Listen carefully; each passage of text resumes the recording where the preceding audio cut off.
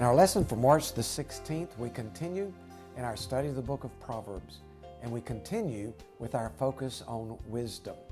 Our text this week is Proverbs chapter 8, 9, and 8 and a few verses in chapter 9. So up until this point, we've been thinking about wisdom.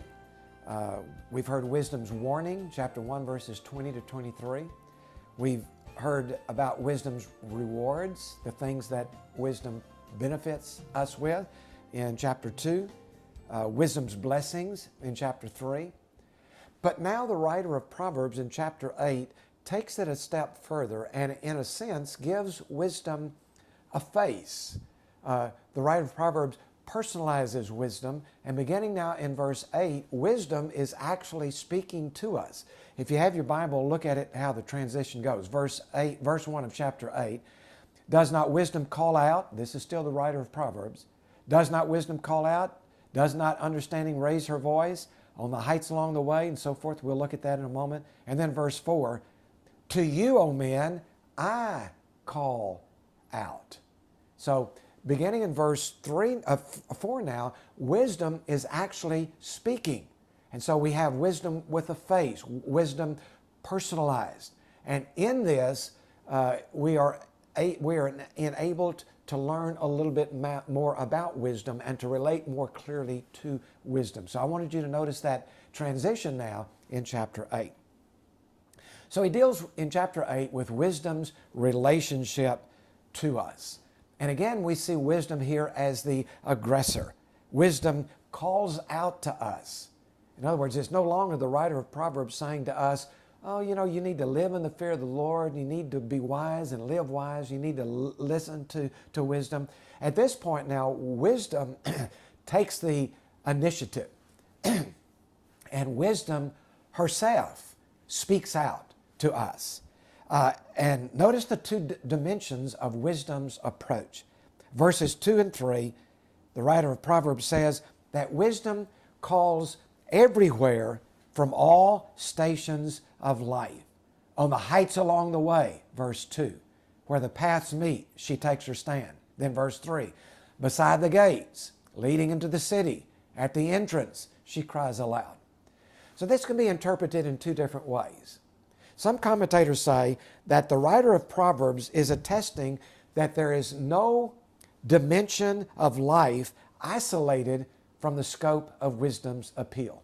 Whether it's out in the countryside, whether it's there in the city, no matter where you live, no matter who you are, wisdom makes an appeal to you. So that's one interpretation. The other interpretation is that the writer of Proverbs here is contrasting wisdom's approach to the approach of the seductress, those who would lead us astray, that the writer of Proverbs will also personalize. He says back in chapter 7, and we didn't study this as a part of our lesson, but back in chapter 7, the writer of Proverbs refers to the seductive words of this person who would lead us astray and the crafty intent, the trying to seduce us with her smooth talk. So in chapter 7, we see this adulteress who's trying to trick us, trying to trap us, trying to use crafty language. And in contrast to that, the writer of Proverbs says, wisdom speaks out in the open, speaks publicly, out in the countryside, by the gates. No hidden agenda, no craftiness, no attempt to deceive us. It is wisdom speaking out to us. So either one of those interpretations might fit. I think the basic idea is captured in verses 4 and 5, where the writer says, to you, O men, I call out, this is wisdom, I raise my voice to all mankind. You who are simple, gain prudence. You who are foolish, gain understanding. In other words, the writer of Proverbs says that wisdom is not a prejudice in who she tries to inform. That wisdom is willing to speak out to all. Now, it's not unusual for somebody to go into a city and say, all right, I want the wise. I want those who are the most successful. I want those who are the wealthiest, and I'm going to direct my attention to them. The writer of Proverbs says that wisdom doesn't do that. Wisdom speaks out publicly and wants to reach all mankind with her words of wisdom. So to begin with, in our text, we see the approach, you might say, of wisdom. Speaking publicly, speaking clearly, speaking openly, and speaking to all who would listen. Now, we don't really get the full impact of that until we compare it to what goes before, back in chapter 7, and with what follows in the next part of chapter 8. So notice this on your outline. Let me take just a moment to explore this with you. Look back, for example, to chapter 7. Now, in chapter 7, the writer of Proverbs is talking about the one he calls the adulteress, one who is trying to seduce us and lead us astray. And he tells the story back in chapter 7. You can read through the story, but it goes kind of like this. A young man, verse 8 says, slips out of his house in the night toward, he says, her house. The young man, driven by desire, meets the woman out on the street. She's appealingly dressed. She is smooth-tongued. She gives him an offer that he cannot refuse. And all at once, it says, he followed her. Now, this is not a well-thought-out plan. It's an impulsive action. He goes out. He sees this beautiful woman. He hears her enticing words, and immediately he goes with her and goes into her house with her. Notice the graphic metaphors of what happens in verse 22 and 23 of chapter 7. All at once he followed her, like an ox going to his slaughter, like a deer stepping into a noose, like a bird darting into a snare. In other words, she seduces him and he goes after her, but it's just like an ox going into his death. The ultimate end will be his destruction. Now, in contrast to that, the writer of Proverbs tells us in those verses we looked at a moment ago, wisdom speaks openly, does not try to entice or seduce, but simply speaks out the truth and beckons all to come to her. And what will be the result of that? Well, look at chapter 8, verse 6 through 21, and you'll see a contrast to what we just looked at in chapter 7, verses 22 and 23.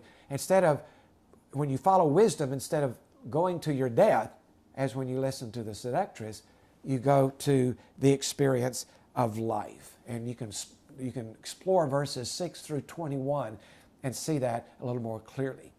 When I read all this, I remembered a saying I read a long time ago. It went like this: everyone must pay, either immediately, as God requires, or eventually, as Satan allows. In other words, there are consequences to every action. You can take the free, wide road toward the seductress, and it looks good for a while, but ultimately it will lead to destruction. Or you can make the sacrifice, turn your back on that, listen to the words of wisdom, and ultimately experience the life God wants you to live. So that's the idea laid out in the first part of our lesson. So based on that now, the writer of Proverbs says, wisdom gives us a warning. And we see this beginning in verse 32 through 36 of chapter 8. Wisdom says, now then, my sons, listen to me. Blessed are those who keep my ways. So the wisdom reminds us again of the positive end of the pathway of righteousness that she is calling us to walk. And look at the interesting picture in verse 34. It's as if wisdom has a school and has set up a school of wisdom for everybody to come to. And look at verse 34. It said, blessed is the man who listens to me, watching daily at my doors, waiting at my doorway. The picture seems to be the teacher has her little school or her instruction. There's a front door.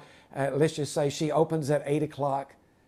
And the picture here in verse 34 is people who are showing up at 5 o'clock and 6 o'clock and 7 o'clock. They're waiting there by the door. They don't want to miss a bit of this wisdom. And so they're there waiting at the door for them to go in. So it's an interesting picture painted in verse 34. The writer of Proverbs now points out two possible outcomes, or actually wisdom does as she speaks. The first of these options is verse 35. For whoever finds me finds life and receives favor from the Lord. This is a common theme we've already sounded in earlier lessons. Listen to wisdom, live according to wisdom, and you will be on a pathway that leads to life. The other alternative, is verse 36. But whoever fails to find me harms himself. All who hate me love death. So wisdom gives a warning. I'm going to open a school. I want you to come and learn how to live. Blessed are those who come an hour early, eager to learn. But for those who reject the wisdom, ultimately their pathway will be destruction. Now, one last section, Roman numeral 3, is the lure of folly. Chapter 9, verses 12 through 18, the writer of Proverbs sounds a note that he had already sounded back in chapter 7, verse 11. He has personalized evil, or the seductress, just like he personalized wisdom. And if you'll study the picture of folly back in chapter 7, verses 10 through 27, you will see how aggressive folly is, how deceptive folly is, and how easily people are deceived by her message. Chapter 7, verse 27 ends, her house is a highway to the grave, leading to the chambers of death. Now we see a similar note here in Proverbs 9, verses 13 through 18. Now remember, we have wisdom personified, and now we have folly personified. Verse 14, she is sitting at her house, presenting herself to be an ordinary housewife. She wants everybody to see her. She's up at the highest point of the city.